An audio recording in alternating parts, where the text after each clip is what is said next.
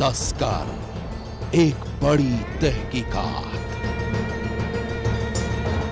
दिल्ली से सटे दादरी गांव में गोमांस खाने पर हुई अखलाक की हत्या ने देश का माहौल बदल दिया है।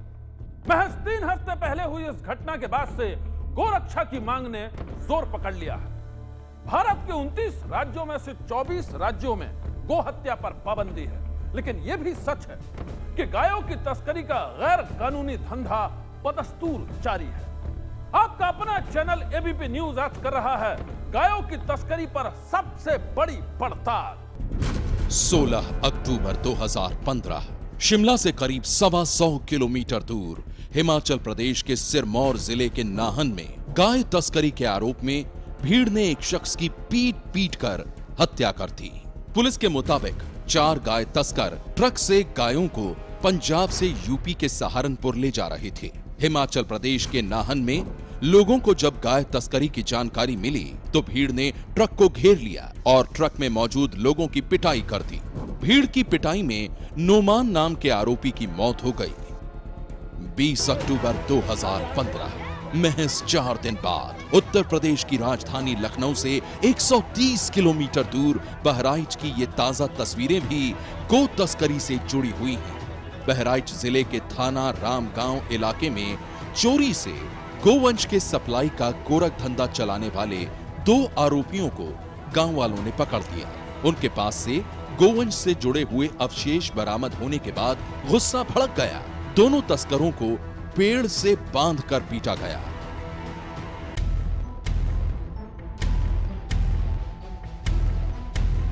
आज आपके अपने चैनल एबीपी न्यूज ने लगातार बढ़ती इन घटनाओं के बाद गायों की तस्करी पर की है सबसे बड़ी पड़ताल।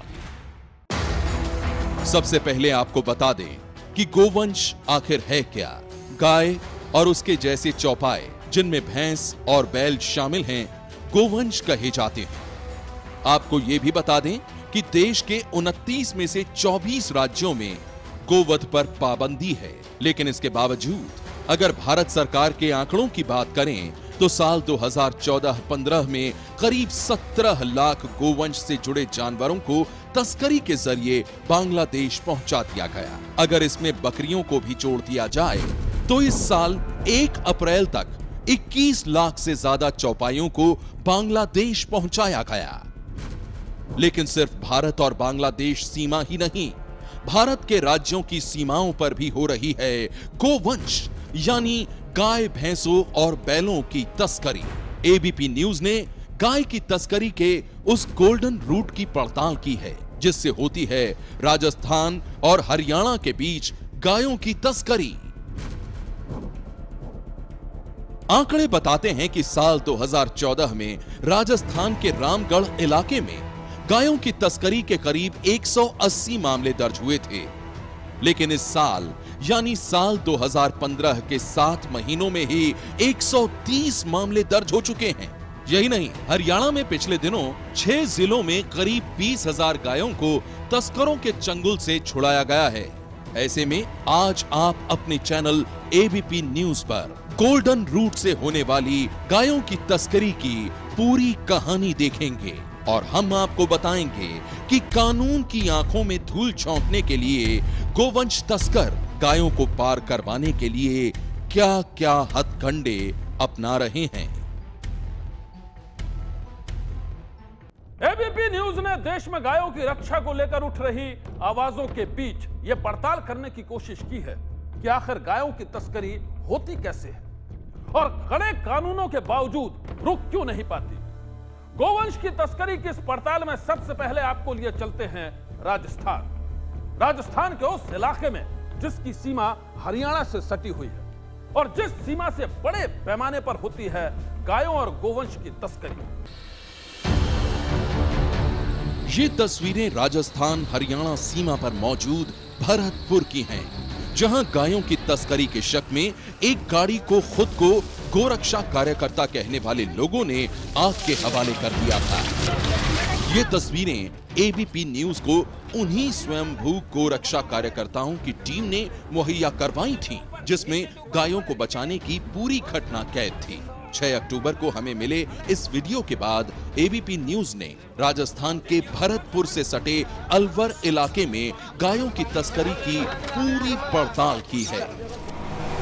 देश के 2 राज्यों राजस्थान और हरियाणा की सीमा का ये इलाका देखिए। राजस्थान के भरतपुर और अलवर जिले की ये वही सीमा है जहां धड़ल्ले से होती है गायों और गोवंश की तस्करी, और इसी इलाके के गांव से होकर हरियाणा के गांव में पहुंचने वाले रास्ते को माना जाता है गायों की तस्करी का गोल्डन रूट। अलवर और भरतपुर के गोवंश तस्करों को राजस्थान के उस कड़े गोरक्षा कानून की भी परवाह नहीं है जिसके तहत उन्हें 5 साल की जेल और 30,000 रुपए का जुर्माना भी भुगतना पड़ सकता है। खुद पुलिस से सुनिए कि कानून क्या है। सर, क्या मैं गाय खरीदता हूं और उसके बाद मैं अगर उसको ले जाना चाहूं दूसरे स्टेट में, उसके लिए एक परमिशन होती है, टीपी होती है, जो नगर परिषद या जो अथॉरिटी है वो उसको जारी करती है। यदि किसी के पास में अथॉरिटी से जारी किया हुआ टीपी है तो कोई दिक्कत नहीं है। काफी मुकदमे बनाए, पिछले साल हमने 180 मुकदमे बनाए थे और अभी तक हम लोग करीब 130 मुकदमे बना चुके हैं। उसमें करीब हमने 1500 के आसपास में गायों को हमने मुक्त करवाया है। अलवर के एडिशनल एसपी पारस कुमार भी मानते हैं कि तमाम कोशिशों के बाद भी गायों की तस्करी रुक नहीं पा रही है। अलवर की जो क्राइम में एक जो विशेष बात है वो गौ तस्करी की बात है। गौ तस्करी की यहाँ पे भारी समस्या है। यहाँ से हरियाणा में एंट्री पॉइंट है जो यहाँ से, या भरतपुर, ये 2 खास करके जिले हैं जहाँ से गौ तस्करी होती है। हम लोग गौ तस्करी के लिए हमने विशेष इंतजाम किए हुए हैं। जहाँ जहाँ से गौ तस्कर निकलते हैं वहाँ पे स्पेशल चौकी बना रखी है, नाइट पेट्रोलिंग करते हैं और मुखबिर मामूल कर रखे हैं ताकि हम लोगों को इन्फॉर्मेशन मिल जाए। लेकिन उसके बावजूद भी खैर गौ तस्करी होती है। एक तरफ पुलिस नाकाम साबित हो रही है तो ऐसे माहौल में अलवर के विधायक ज्ञानदेव आहूजा ने अपनी टीमें बनाकर गोरक्षा का काम हाथ में लेने का दावा किया है। एमएलए ज्ञानदेव भी मानते हैं कि कानून और उनके कार्यकर्ताओं की टीम की कोशिशों के बावजूद हालात सुधर नहीं रहे हैं। इस बार जो हुआ है, इस समय जो हो रहा है, वो इस क्षेत्र की बजाय बिबरानी और बहरोड होकर के और नदी में से, सावी नदी में से होकर के गौ तस्करी वो करते हैं, तिजारा भौड़ाड़ी। इधर घटना कम हुई, इधर गोकशी घटना हम लोगों ने क्योंकि पाबंदी ज्यादा की तो कम हुई, तो तिजारा किशनगढ़ की साइड में कुछ ज्यादा हुई और सारे खुर्द करके गांव है उसके पहाड़ों में। और हरियाणा का बॉर्डर जो सोना तावड़ू का बॉर्डर है, फिरोजपुर का बॉर्डर है, वो तिजारा से भी लगता है। उधर गो तस्करी गोकशी ज्यादा होने लगी। एबीपी न्यूज ने अलवर जिले के रामगढ़ इलाके में पहुंचकर ये जानने की कोशिश की कि आखिर पुलिस और बीजेपी नेता की अगुवाई में स्वयंभू गोरक्षा कार्यकर्ताओं की दोहरी कोशिश भी गायों की तस्करी को क्यों रोक नहीं पा रही है। अलवर जिले के मेवात इलाके से गौ तस्कर गौवंश को हरियाणा तक पहुंचाने के लिए कुछ इस तरीके के रास्तों का इस्तेमाल करते हैं। इस वक्त मैं खड़ा हूं यहाँ डोली गांव में और इस डोली गांव के खेतों के बीच में से जाने वाला ये रास्ता इनके लिए बेहद महफूज रास्ता माना जाता है। लेकिन गौ रक्षक दल से जुड़े हुए तमाम कार्यकर्ता रात दिन इन पूरे रास्तों पर निगरानी बनाए रखते हैं। रास्ता रोककर एक तरीके से चौकी की शक्ल दे दी जाती है और ऐसे में यहाँ से गुजरने वाले गौ तस्करी से जुड़े वाहनों को रोका जाता है और पुलिस को सूचना दी जाती है। ये सड़क अगर देखी जाए जो पूरी तरह से कच्ची है, लेकिन गांव के बीच में से निकलकर सीधा खेड़ी तक पहुंचती है और उसके आगे तक का सफर हरियाणा तक पहुंचने का गौ तस्करों के लिए इसी रास्ते के जरिए सुगम बनता है। स्वयंभू गोरक्षा कार्यकर्ताओं ने 10-10 लोगों की टीमें बनाकर गाय तस्करों को पकड़ने के लिए मोर्चाबंदी करनी शुरू की तो तस्करों ने भी अपने तौर तरीके बदल लिए। जरा गोरक्षा के लिए नाकाबंदी करने वाले उन स्वयंभू कार्यकर्ताओं से ही जानते हैं कि कैसे हो रही है गोल्डन रूट के इस हिस्से यानी अलवर में गायों की तस्करी। तस्कर ये अपना रखे हैं कि इनका वो चमड़ा होता है इतना महंगा बिकता है, परे जाके 500 रुपए में गाय खरीद लाते हैं। 500 में फिर उनका वो डेवलपमेंट करते हैं। ये बिकाऊ उनका अस्थियां हैं, हड्डियां हैं और बाकी चमड़ा है, मांस है। उसके बाद ये नीचे गौवंश रखते हैं, फिर फट्टे लगाते हैं, फिर उसको डबल डेकर बना के उसके ऊपर फिर गाय रखते हैं। उसके बाद ये ऊपर क्या करते हैं कि फट्टा लगा के और पूरा बंद करके उसके ऊपर से केले के पत्ते वगैरह जो लगा देते हैं पूरा फैला के ऐसे। स्वयंभू गोरक्षा कार्यकर्ताओं के मुताबिक तस्करी के नए तरीकों के अलावा तस्करों की ओर से होने वाले हिंसक विरोध से भी जूझना पड़ रहा है। तस्कर पथराव से लेकर गोलियां चलाने से नहीं चूकते। केबिन में उनके पत्थर होते हैं और जैसे हमारी गाड़ियां लगी हुई हैं, ये पहले ही देख लेते हैं कि इनकी गाड़ियां लगी हुई हैं, तो पीछे से ये पथराव चालू कर देते हैं, तो हमको बिल्कुल शक हो जाता है कि ये इसमें गायक हैं। तो जैसे हम साइडों में खड़े रहते हैं तो हमारे भी पथराव चालू हो जाते हैं। अब कई बार ये क्या करते हैं कि ऐसा संघर्ष होता रहता है कि ये आगे 2 गाड़ियां हैं, बाइक है, उसके पीछे बिलोरो है, बिलोरो में 8-10 उनके बंदे होते हैं लैस हथियारों से, उनके पीछे 2-3 गाड़ी एक साथ लाइन में होती हैं। कोई भी मिलता है तो वो संघर्ष करते हुए उनको गाड़ियों को पार लेकर निकल जाते हैं।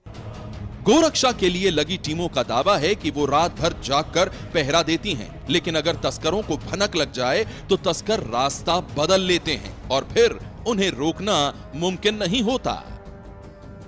ये क्या है, रास्ते बदल लेते हैं। जैसे हमने इस रास्ते में अपनी गाय को छुड़वा लिया, गाड़ी को पकड़ लिया, तो ये रास्ते चेंज कर लेते हैं, अगली बार दूसरा रास्ता चेंज कर लेते, क्योंकि इनके पास में बाइक वाले भी होते हैं जो पहले चलते रहते हैं। ये सिर्फ एक जिले की कहानी नहीं है। गायों की तस्करी के गोल्डन रूट पर मौजूद अलवर से ही सटा जिला है भरतपुर, जहां गायों की तस्करी के मामले बढ़ रहे हैं। पुलिस के मुताबिक साल 2014 में भरतपुर में गोवंश गायों की तस्करी के 97 मामले दर्ज हुए थे, लेकिन इस साल यानी साल 2015 के सितंबर महीने तक ही 111 मामले दर्ज हो चुके हैं। ये आंकड़े बताते हैं कि गायों की रक्षा के लिए कानून और समाज दोनों की कोशिशें तेज हुई हैं, लेकिन इन्हीं आंकड़ों से ये अंदाजा भी होता है कि राजस्थान के भरतपुर और अलवर में गायों की तस्करी दरअसल एक बड़ा धंधा बन चुका है। तस्कर, एक बड़ी तहकीकात।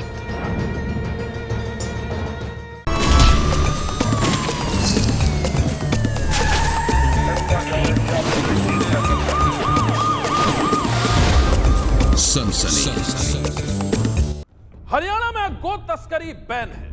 पुलिस भी गायों को बचाने में जुटी है, लेकिन इसके बावजूद गो तस्करी जारी है। गायों की तस्करी का यह कारोबार कैसे फल फूल रहा है, इसकी पड़ताल करने के लिए आपका चैनल एबीपी न्यूज पहुंचा गुड़गांव। यहां एबीपी न्यूज की मुलाकात स्वयंभू गोरक्षा दल से हुई, जो कानून हाथ में लेकर गायों की रक्षा में लगा है। घास की गाड़ी पकड़ी है, आई मिट्टी का मार, आई मिट्टी में कटी है कंपनी का मार। ये तस्वीरें थोड़ी पुरानी जरूर हैं, लेकिन गायों की तस्करी का पूरा सच बयान कर रही हैं। यहां पर एबीपी न्यूज ये साफ कर देना चाहता है कि ये वीडियो हमारा नहीं है, बल्कि गोरक्षा दल नाम के एक संगठन की तरफ से जारी किया गया है। घास की गाड़ी पकड़ी है, आई मिट्टी का मार, आई मिट्टी में कटी है कंपनी का मार। दिल्ली के पास गुड़गांव में लोग जिस शख्स को घेरे हुए हैं, उसे गो तस्करी के आरोप में पकड़ा गया है। नेशनल हाईवे 8 पर हर वक्त तैनात रहने का दावा करने वाले गोरक्षा दल के लोगों को जब एक ट्रक में कुछ जानवरों के होने का शक हुआ, तो उन्होंने ट्रक ड्राइवर को दबोच लिया। गोरक्षा दल की तरफ से जारी इस वीडियो में साफ दिख रहा है कि किस तरह से लोग आरोपी को धमका रहे हैं। ये वीडियो किस तारीख का है, ये गोरक्षा दल ने नहीं बताया है। हंगामा बढ़ते देख पुलिस मौके पर पहुंची और लोगों के चंगुल से इसे बचाकर ले गई। आपको गोरक्षा दल की तरफ से जारी की गई वो तस्वीरें भी दिखाते हैं, जो गायों के साथ क्रूरता की कहानी खुद बता रही है। गायों के साथ बेरहमी की ये तस्वीरें देखिए, किस तरह ट्रकों में इन्हें ठूस कर ले जाया जाता है। गोरक्षा दल के लोगों का दावा है कई बार तो इन्हें बेहोशी की हालत में बोरियों में भरकर गाड़ियों में भर दिया जाता है। गोरक्षा के लिए मुहिम चलाने वाले धर्मेंद्र यादव ने एबीपी न्यूज को जो बताया वो कम चौंकाने वाला नहीं है। 10 दिन पहले मैंने 2 गाड़ियां, एक गाड़ी शाम को एक गाड़ी सुबह पकड़ी, जिनमें 55 गाय थी और उन गायों को इस तरह से डाला हुआ था जैसे कि वो एक निर्जीव प्राणी हो या कोई आटे की बोरी बांध कर डाली हो।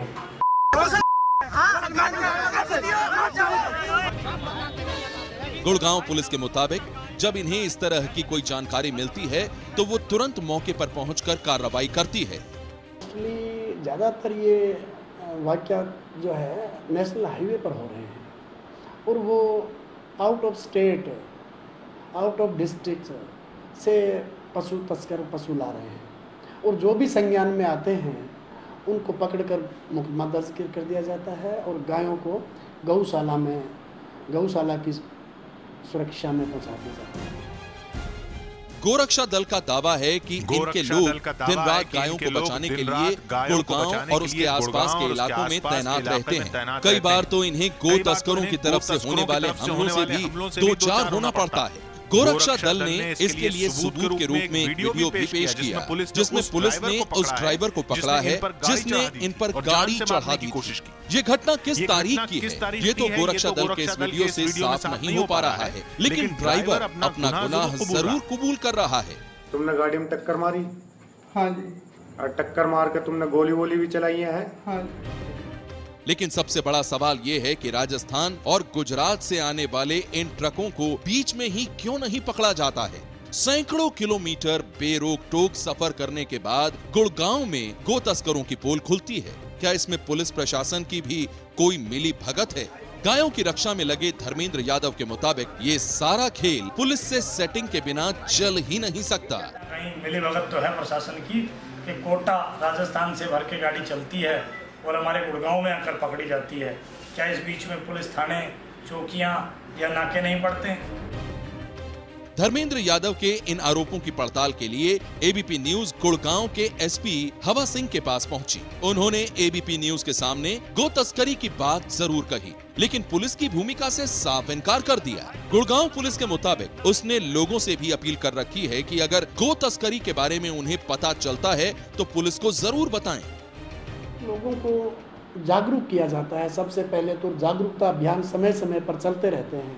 पुलिस की टीम्स स्पेशल भी बनाई हुई है और थाना जात में भी स्पेशल एक टीम बनाई हुई है और एक्स्ट्रा जरूरत पड़ती है तो फोर्स तैयार रहती है।